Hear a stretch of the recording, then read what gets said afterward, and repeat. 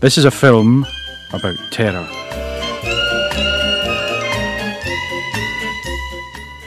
Television has a unique power to terrify, but not just with ghost stories and monsters. It's about television's power to scare the viewer when it isn't even trying.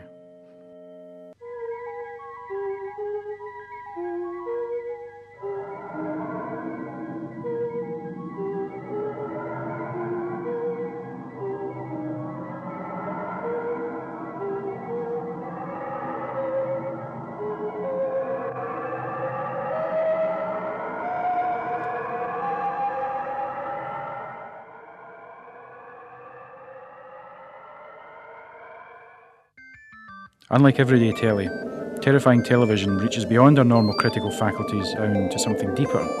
The moment that horror strikes, our gut instincts kick in, and just for a moment, we want to run.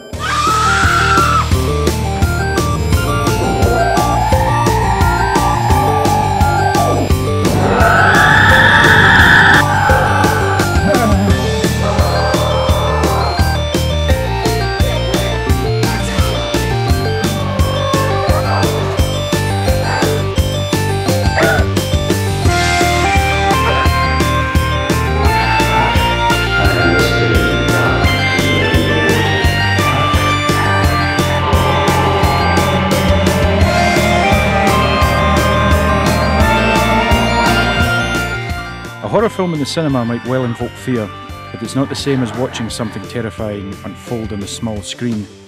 The image is already in our own home. Even as you switch the set on, you're inviting all manner of terrors to cross the threshold of your living room and squat in the corner within easy reach.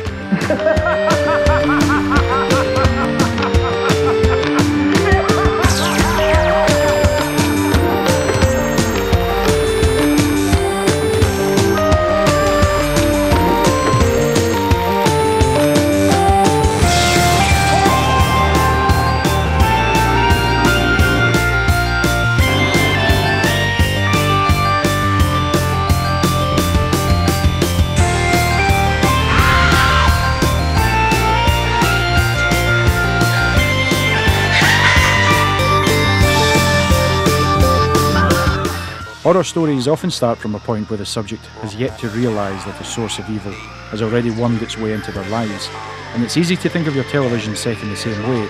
Even if it's turned off, who knows what scenes of terror it's preparing for you.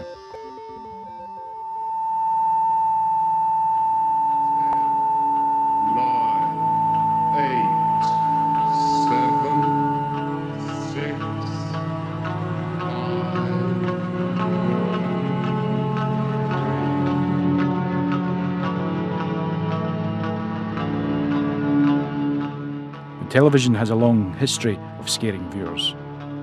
Back in the 1930s, adaptations of T.S. Eliot's spine chiller Murder in the Cathedral and W. W. Jacobs' The Monkey's Paw complemented television's murky visual limitations perfectly.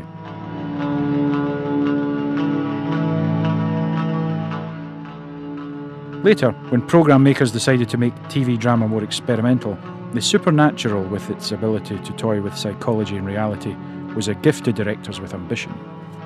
One drama serial in particular took advantage of terrifying television's technological prowess. It combined live studio performance with pre-recorded film footage, and the results were truly horrifying.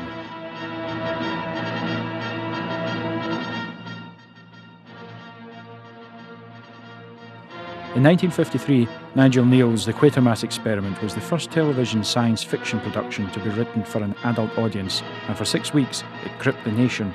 Its no-nonsense, intelligent horror story, the possession of an astronaut by an alien presence, presented viewers with a programme that took the business of terrifying more seriously than ever before. You'll be able to see the next episode. So seriously that the BBC had to add a straight-talking warning to the start of each episode. Before we begin the 4th episode of Quatermass 2, we'd like to say that in our opinion it is not suitable for children or for those of you who may have a nervous disposition. By the time Quatermass reached its third adventure, Nigel Kneale had really begun to open a seam of terror that was to prove a goldmine for the programmes that followed in its wake.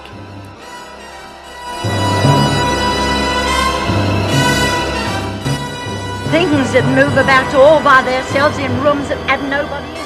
Quatermass in the Pit brought viewers face to face with a malevolence that seemed especially horrifying because it was ancient in origin.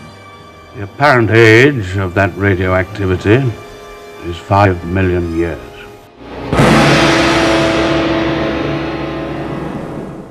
The proposition that the worst kind of evil has been in existence for millions of years, and indeed predates man, has figured prominently in many successful spine chillers down the years.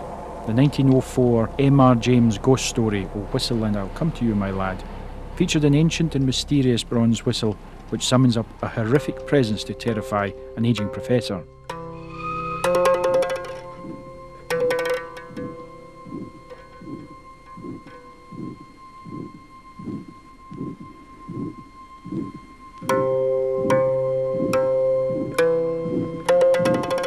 Such ancient artefacts were also the mainstay of Neil's work. Quatermass in the Pit hinged on the unearthing of a pre-human skull. The find triggers a series of unsettling incidents, finally culminating in the creepy realisation that man is descended from a race of extinct Martians. The demons. It's all right, they're dead. They've been dead for a long time.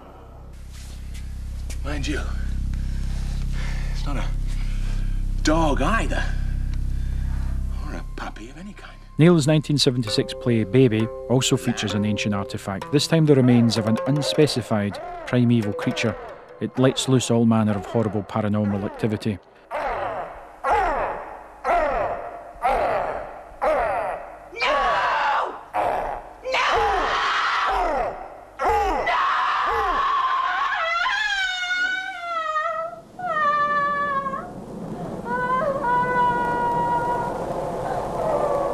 The stone tape from 1976 suggests that the further back in time you go, the greater the evil presence waiting for you. When a group of scientists try to develop a new recording device, they unwittingly release a series of phantoms, the oldest of which proves to be the most terrible. Ghost, spook, apparition, phantom. This isn't some little shade that couldn't get into heaven because the pearly gates were shut. It's something else. Something interesting. Much older. So old. It's a Father Christmas letter. What I want for Christmas is please go away. Neil suggests that at the heart of creation rests a shapeless, nameless malevolence just waiting to destroy us all, given half the chance. Neil used the standard tools of horror to explore his theme of ancient evil to devastating effect, and his dreams seem scarier for being so plausible. However, that clear-headed rationalism isn't the only way that TV spine chillers have presented the notion of something horrible lurking at the dawn of creation.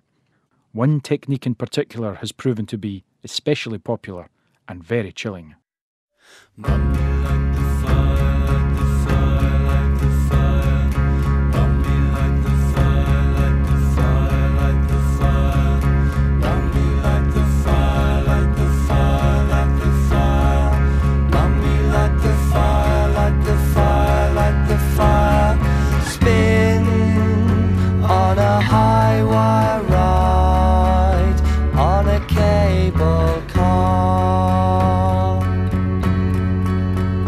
Look around, there's a lot to see from where we are. Submarines underneath our feet while we sleep. Lie awake.